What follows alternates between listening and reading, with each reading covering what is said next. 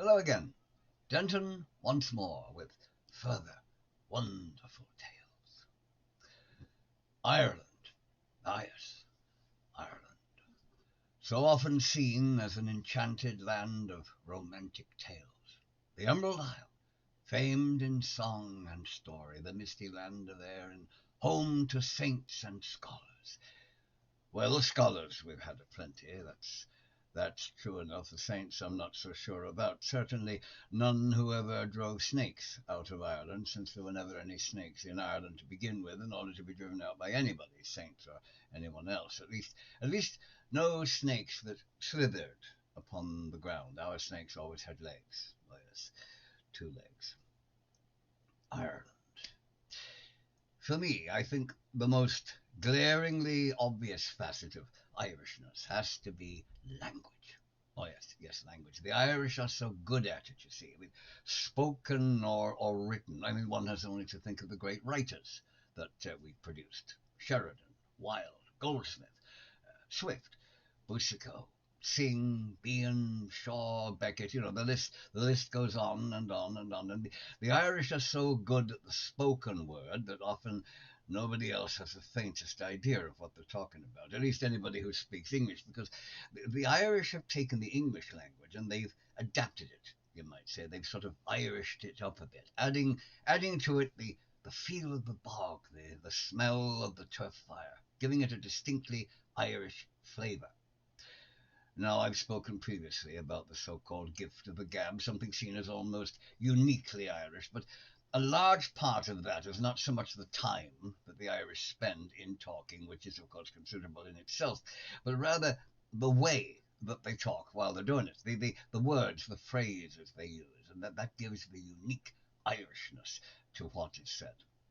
So I want now to go into some of these expressions, these words and phrases that give the distinctive character of language here in the Emerald Isle. Sure, the crack'll be 90, so it will. There now, right away. Right away, we have a very distinctive Irish phrase. The crack was 90. Totally incomprehensible to foreigners. The crack was 90 doesn't mean there's a horizontal crack in the plaster. No, no, crack, spelt Craic, and having nothing to do with narcotic substances, means to have a good time, to have fun. The crack was 90 simply means we'll all have a great time. It was awful good. Now, there's another one. There's another lovely Irishism. In Ireland, awful doesn't always mean bad. Not at all. It can mean good. Sure, the concert was awful good, so it was. We're having awful good weather this month. But if you want to ask, was something good, you don't say that. Oh, no, no, you'd say, was it any use? And if it was really, really good, you'd say, it was grand. Words in Ireland can take on a unique meaning, all their own, you see, unknown in other lands. Deadly, deadly, for example, meaning something that could kill you anywhere else, but in Ireland it means something that was very good, wonderful, very enjoyable. Oh, it was deadly, so it was. Oh, yes. Giving out. Now, in Ireland, that doesn't mean that you are distributing anything to anybody. It means that you're complaining about something. Sure, he's always giving out about something, so he is. Acting the maggot. Nothing to do with little wiggly wormy things. No, no, that means being silly, doing it intentionally. He's always acting the maggot, that fella, you know.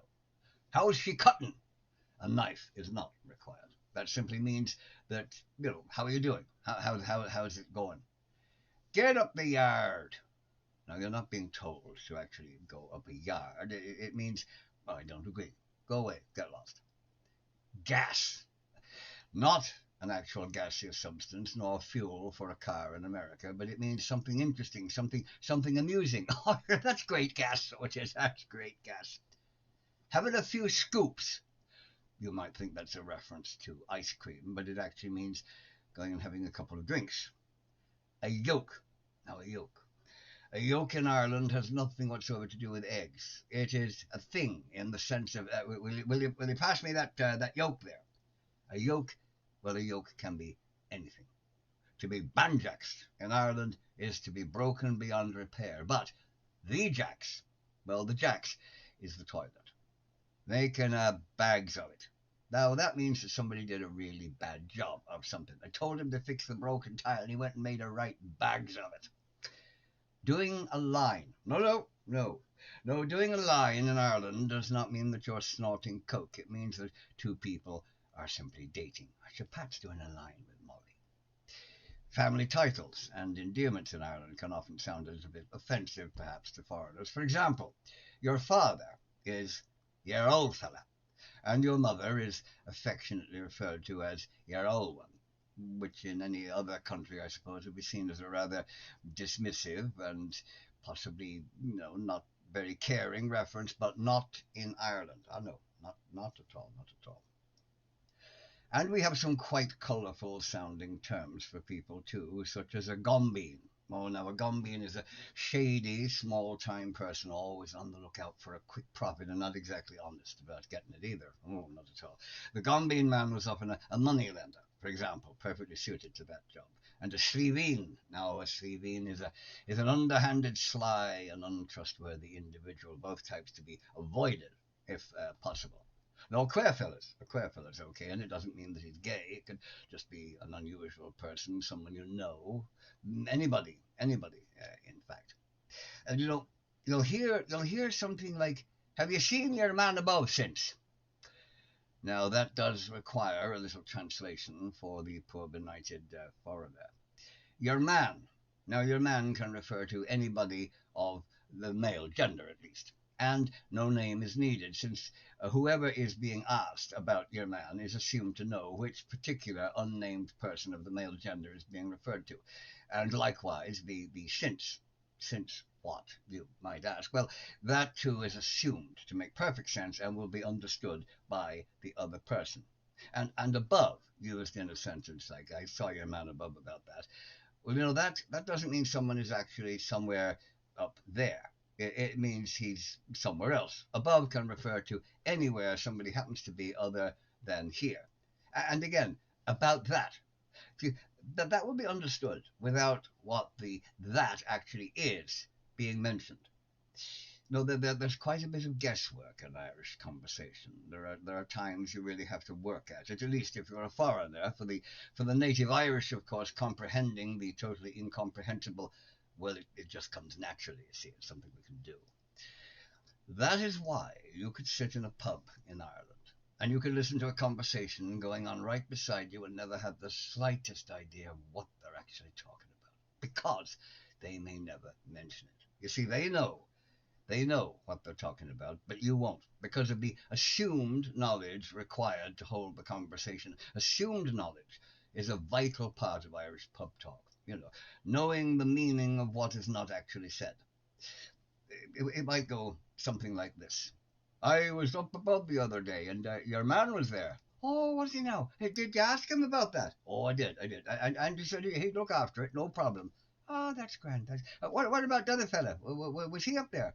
"Oh, the queer fella, like." "Aye, I haven't seen him for donkey's years, but I heard he was back." All that he is. He was working over beyond, up at the big place." "Oh, I heard that. And they will go on like that, and you won't have the faintest idea of what the hell they're talking about. What is the big place? Where is beyond? What was your man asked about that he's going to look after? And who the hell was the other fella? Well, alas, you will never know, even if you listen for donkey's years. And donkey's years has nothing to do, actually, with donkeys. It means a very long time. I don't actually know if donkeys use a different time scale for measurement, but that's the saying, and who am I to question it? If you ask an Irishman, or indeed an Irishwoman for that matter, to do something for you, and they say, "I will, yeah, I will, yeah," that means they have absolutely no intention whatsoever of actually doing it and will have forgotten about it 5 minutes later. If they say, "Go way out of that," well, they're not telling you to move your location to somewhere else. That means they don't believe a word of what you just said. To be fruitered, stocious, de-eyed, or paralytic means you're drunk, really drunk, and you'll probably be found snoring in the gutter somewhere after you've gone on the gargle or gone on the piss. If you're going to the pub, you can also say that you're going for a jar. in a pub, often referred to as the boozer. Unless you specify something else like beer or ale, you will get Guinness if you just ask for a pint. A pint is assumed to be Guinness unless otherwise stated. And if someone says that they're going down to the offo, well, that means the off-license premises, as they're called, or the liquor store to Americans, where you can purchase your alcoholic requirements for home consumption later on. To be knackered in Ireland means that you're absolutely exhausted, so you can hardly hold your head up. But now to be called a knacker, oh, that's very offensive. Because that's a rude term for the travelling people. They do not like it one bit. And it could earn somebody a thick lip when they get punched. There was a newspaper down in Cork, Cork Examiner, a very famous newspaper. But nobody ever called it that. You didn't ask for a copy of the Cork Examiner. You didn't even ask for the Examiner. You'd ask for the paper. Give us the paper. And like that, usually in the plural. You weren't me. You were us. It's common, you see, to refer to yourself in the plural. It's usually give us, not give me. Foreigners, of course, could be excused if they said that there's actually only one of you. Yes, well, you're in Ireland, you see. Now, if you want blessings, if you want curses, if you want advice, or just a little common sense, Ireland is the place to go. Oh, yes, I tell you, especially curses. Oh, there's some fierce curses in Ireland, so there are curses that have put the fear of God into you, so they would. May the cat eat you, and then may the devil eat the cat. Now that's telling you. Or, may you be afflicted with a powerful itching, without the benefit of you being able to scratch it. May you die in a town with no priest. May you go down to hell and have given a drop of porter to quench your thirst. Oh, no, that'll sort you out right enough. There's good advice. There's a lot of good advice to be found in Ireland. Like you can't make racehorses out of donkeys, which is probably very true, I suppose. If you want praise, then die. If you want blame, get married. Don't be breaking your shins on a stool that's not in your way. And that is extremely good advice. 'Tis better to be a coward for a minute than dead for the rest of your life. And you can't argue with the wisdom of that one. And some blessings. Some blessings may come your way too, because we're quite good here at blessings. May you live as long as you want and never want as long as you live. May your neighbours respect you, troubles neglect you, the angels protect you, and heaven accept you. May your troubles be as few and as far apart as me grandmother's teeth. That's a good one, I think. May you die in bed at 95 years of age, shot by a jealous husband. May the good Lord take a liking to you, but not too soon. And, of course, the oft-quoted one that you hear all the time. May you be in heaven an hour before the devil knows you're dead. Oh, sure, I could go on and on, and on and on and on ad infinitum with these quaint sayings. The list is almost endless, like the Irish ability to talk.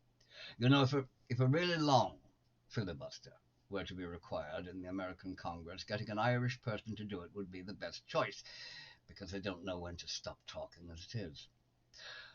I hope you enjoyed this little look at a very large subject. So as we might say, I'll love you and I'll leave you. Goodbye for now, and may the road rise before you on your travels. Till the next time.